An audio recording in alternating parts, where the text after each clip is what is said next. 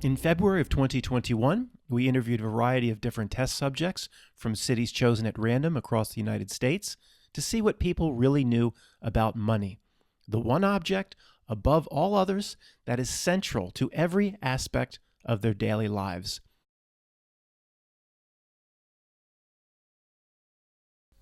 Please state your name for the record, sir. My name is Jessup Thanos. Question is, do you think you know a lot about money, sir? Yeah, of course I know a lot about money. Been making it my whole life. What's there to know? I've made it, I've borrowed it, I've even stolen it. Let's get to the questions.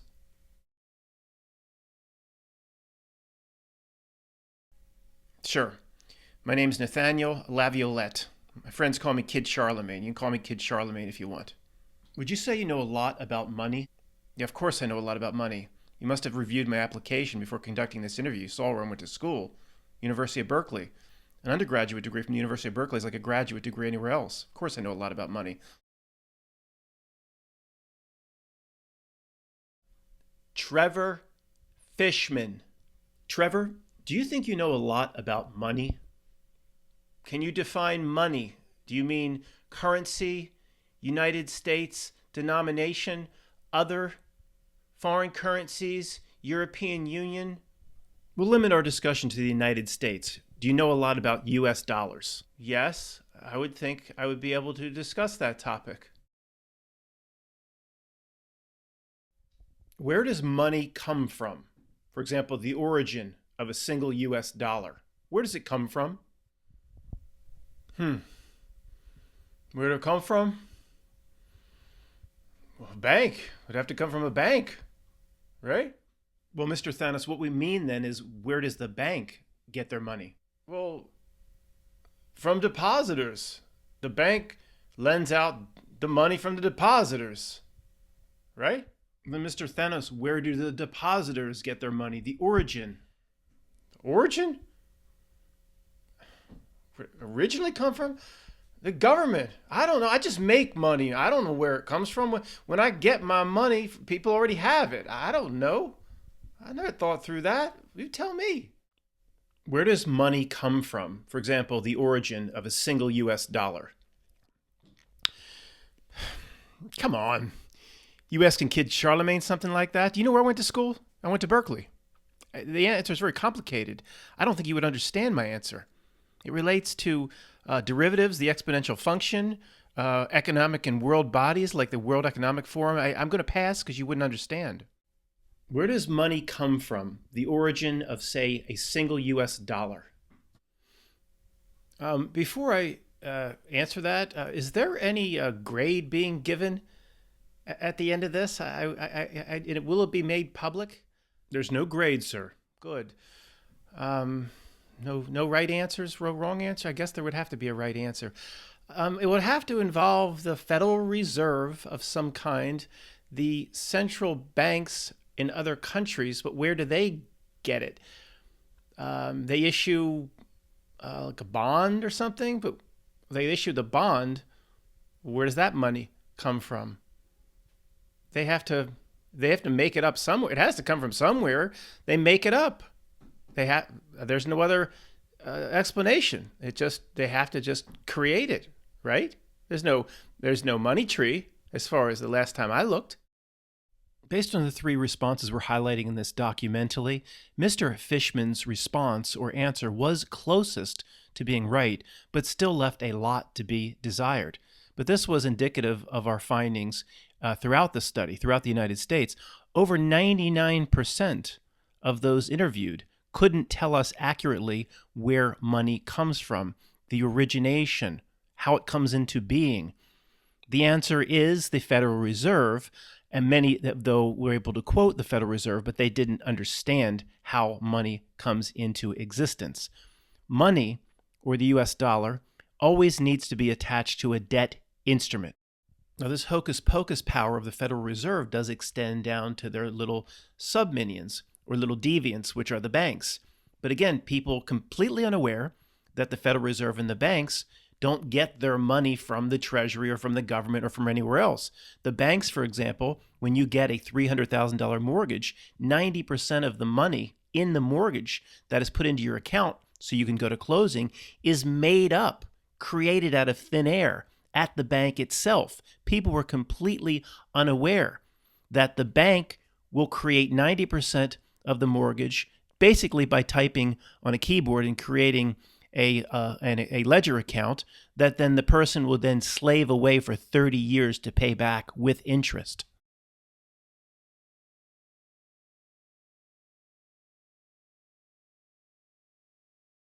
Why does U.S. debt in the trillions go up year after year?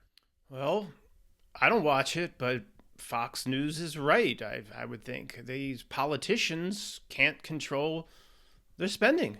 They can't ever spend what they get in taxes.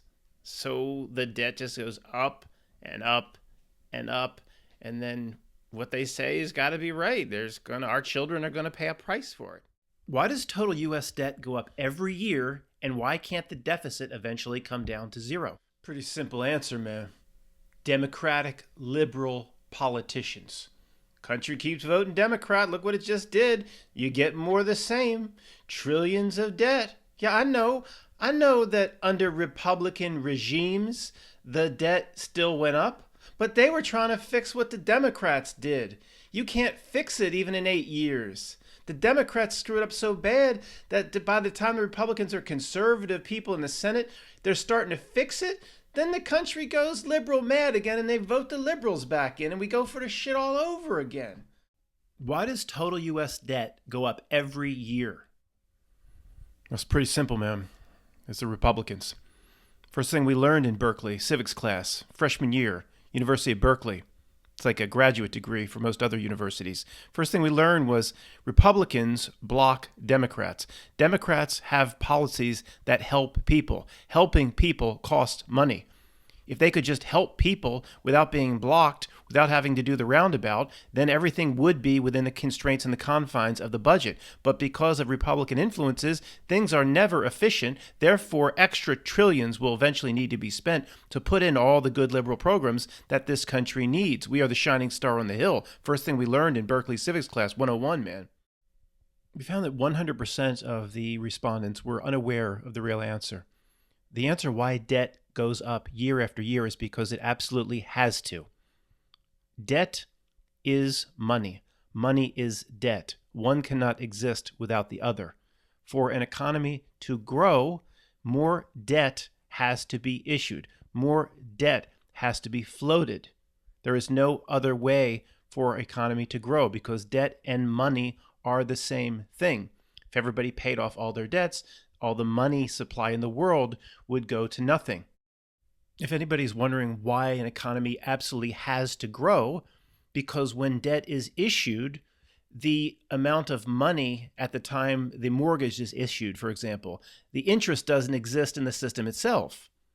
The interest has to be paid in addition to return of principal. Therefore, the money supply and debt must always grow to allow for the interest.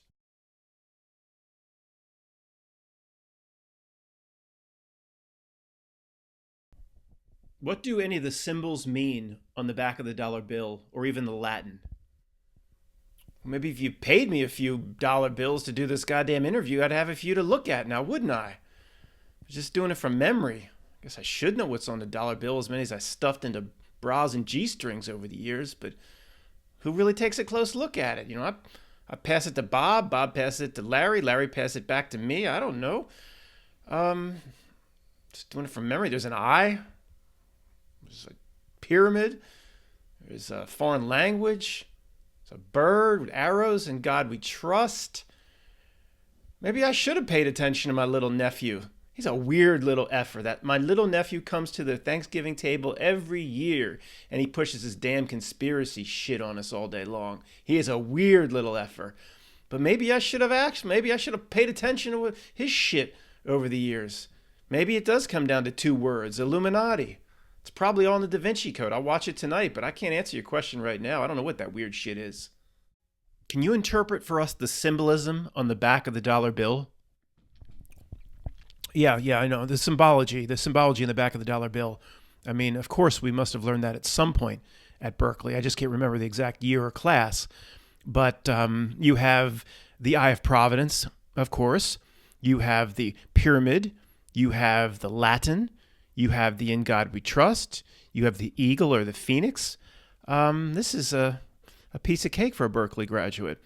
I mean, all the symbols, if you want me to give you the short answer instead of extending this out, I could talk about this ad nauseum, would be all the symbols in some way relate to what the Founding Fathers knew that California would become for the Union.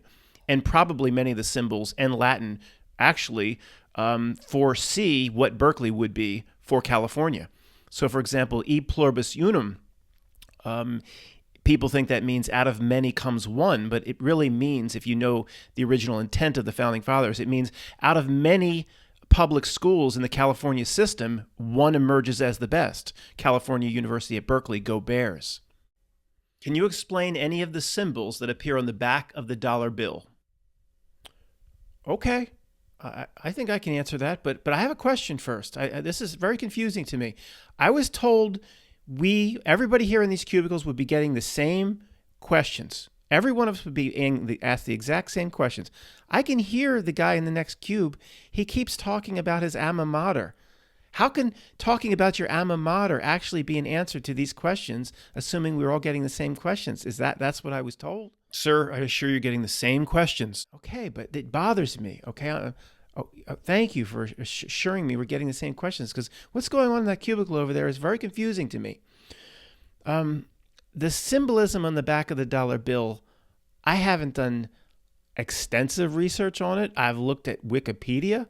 I've looked at what is online. And I will tell you this, maybe I can't answer the question the way you want me to answer it, but I can tell you that none of it makes any sense to me. For example, this Eye of Providence. You look it up on Wikipedia, it'll tell you it represents the eye of God looking over America's pursuits and exploits, or associated with Columbia and the wagon trains going out west. What God? Eye of God?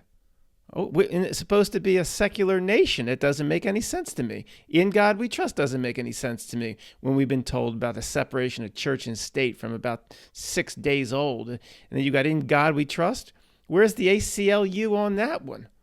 In God We, and then you also have this fictitious deity called Columbia that's somehow associated with the United States. I know she's not on the back of the dollar bill. Maybe she is represented by that bird. I don't know.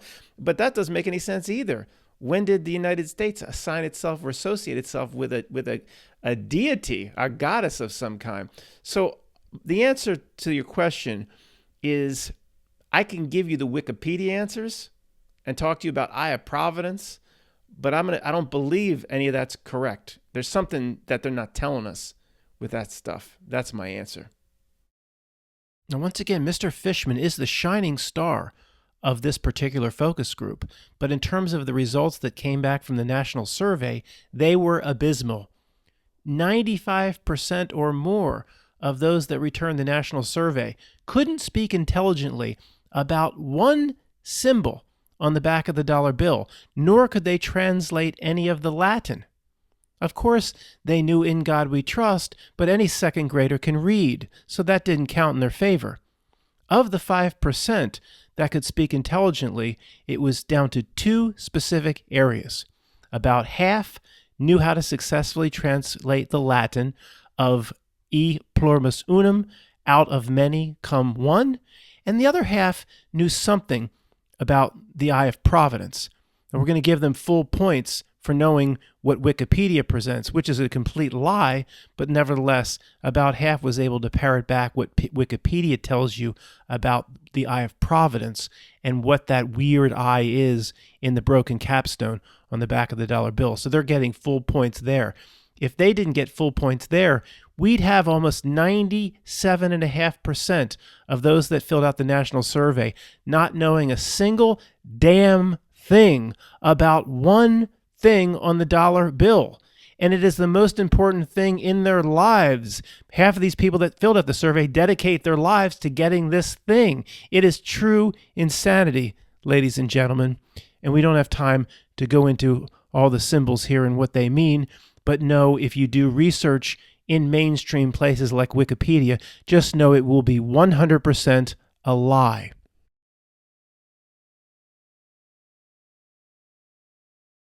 What do you know about the Federal Reserve or the Fed? Yeah, the Fed. Remember I told you about my nephew at Thanksgiving? According to him, the Fed are the people that rigged the stock market. You should hear him talk about the Fed. Now, nobody pays attention to him at Thanksgiving. He sits down there by himself. He'll try to tell you about the Fed and conspiracy. He's shoving all this mashed potatoes and stuffing into his mouth, and shit's coming out of his mouth. He's trying to tell you about conspiracy, why his mouth is completely full. And Uncle Joe sits in the middle when he starts doing it. Uncle Joe's like, shut up with your conspiracy all the time. But he did, before Uncle Joe went off on him, he was trying to tell us about something to do with the Fed. What was it? It's like, I don't know, Dr. Jekyll and Mr. Hyde Island or something established the Fed, and the whole purpose of it was to screw over the entire population of the United States. I probably should have listened to him because I do better in this questions and answers. As far as I know, the Fed was just like something that regulates banks. I don't know. Yes, of course, the Fed. Although I was a liberal arts major, I did fortunately take classes inside the Haas School of Business at the University of California at Berkeley. Haas in no way related to the Mandela-affected avocado company, which is now Haas Avocado. But the Fed, of course, is a branch of the United States government. It's part of the United States government. And it's set up, or was set up in the early 1900s to oversee monetary policy as well as setting interest rates. This was put in place after a series of crises was cooked up, but it would have never been cooked up. They were real crises that were brought on to the U.S. dollar, creating a confidence problem in the U.S. dollar that J.P. Morgan was involved in, but in no way were these manufactured. These were real problems in confidence in the United States dollar, and the Federal Reserve was brought in to keep a strong U.S. dollar as well as keep interest rates set so the U.S. dollar maintains its strength. That is what the Fed is, and that is what I can recollect from my days back in Berkeley. What is the Federal Reserve Bank and the Fed? The Fed. Yeah, I think I can answer this one. I think I have a good answer. But I have to get this off my chest. I just have to say this one more time before my answer. I'm sorry. I have to tell you. There's something wrong with the individual on the other side of this wall here, this cubicle. I can't see him. But what's he going to start talking next about? The big game? I lived in California for 3 years. The people out there, they start talking about the big game. Well, what big game? What does that even mean?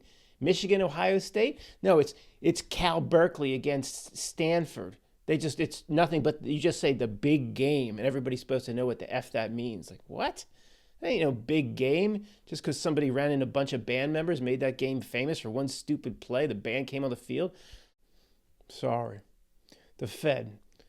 The Fed is the biggest fraud ever perpetuated against mankind, human race, in the history of the human race. It's something that passes itself off as federal, as part of the government, but it ain't part of the government. It's just a collection of private banks and private fat cat bankers in this private thing. And they hold a little bit of power. They can print up unlimited money. And there's no oversight by any elected official or anybody in the government. Even the Treasury Department. They could just shut the doors in their face. The Treasury Secretary, well, they're all working together. It says, I scratch your back, you scratch mine. I scratch your back, you scratch mine. It's just cronyism anyway. They all know each other. They just go back and forth probably between jobs. But just say there was somebody at the Treasury that actually cared about you, the people. He'd approach the Fed and say, I want to see your records. I want to know what you're doing. He'd get the door slammed in his face. But they're all working together anyway, so what's the difference? It's like, well, I was going to say it's like the five families and Vito Corleone, Don Corleone, but those five families were fighting for a while. This is like the five families that never fight. And the Fed, a collection of private banks and private bankers that can print up an unlimited amount of money without any oversight whatsoever. See, every once in a while, there's somebody elected to Congress. Usually it's at lower levels. The senators know what's going on. They know how to obey their corporate masters. But sometimes there's like a congressman they let in. There's like an election down the road. Congressmen go in for 2 years at a time. And they actually think that their job is to look out for the constituents, their own people. Can you believe that? And then they might get this idea that we need to propose a bill to audit the Fed. And then they get slapped down pretty quickly. They say, boy, you don't audit this thing over here that can print $1 trillion a day. The taxpayers have no say on what they do, on who's behind it, on who the fat cats. I was going to say getting rich, but when you can print $1 trillion a day, you don't need no bank accounts. So these senators and these congressmen that propose this, that actually think they have a job to do, they get smacked down. They learn real quick who their masters are. So that's my take on the Fed. The biggest scam and crime ever put forth in the history of mankind. Hey, Fishman. Fishman. Yeah, it's me, Thanos. We met in the lobby this morning. Listen, I gotta make this fast because Berkeley Boy is gonna be back from the bathroom in a second. But listen, I know where he parked. He parked right next to me this morning. Berkeley Boy, Mr. Fancy Pants here. Couldn't help but overhear your complaints about him. Well, I've been listening to his shit all day too. Tell you what, you meet me in the parking lot. I'll show you where he parked, and we will force him to say, like, some school that's completely beneath him. We'll force him to say, like, the Nebraska Cornhuskers are the best or something like. You want to what? If he doesn't produce an online application to Appalachian State and submit it with a $30 fee, we'll beat his ass in the parking lot? All right. I didn't know you were that hardcore, Fishman. I'll see you out there in 10 minutes.